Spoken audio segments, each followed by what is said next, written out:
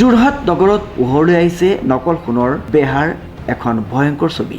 4 বছৰ পূৰ্বে কিনা সোণৰ ফুলি বেংকত পৰীক্ষা কৰাত নকল ওলোৱাত ধৰা পৰে জুৱেলাৰীখনৰ কুকৰ্মৰ কথা।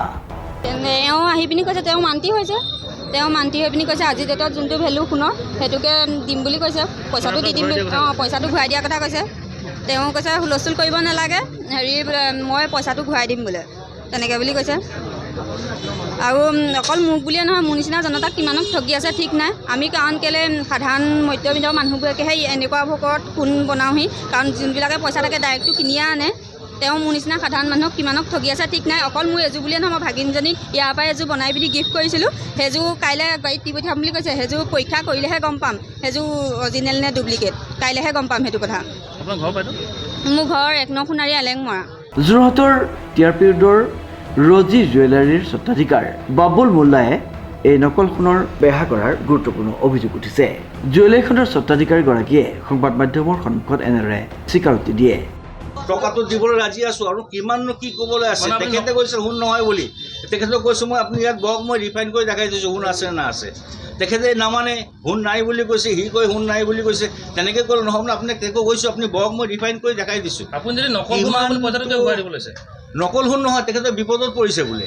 কি বিপদত পৰিছে তেখেতে সুধি চাওক আপুনি কি এতিয়া লাগে বুলি। নহয় মই তেখেতক কৈছোঁ কি কৈছিলোঁ, মই নকল সোণ বুলি কৈছিলোঁ। অঁ চাওকচোন বাৰু নকল সোণ লিখা আছে নেকি, তাৰ কোৱা আছে। নকল সোণ নহয়, সোণেই আছে ইয়াত অলপ।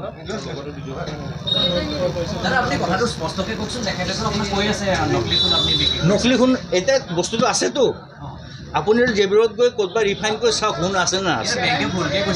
বেংকৰ আপোনাৰ হলমাৰ্ক লাগে, বেংকত হলমাৰ্কটো লাগে, অন একো নহয়।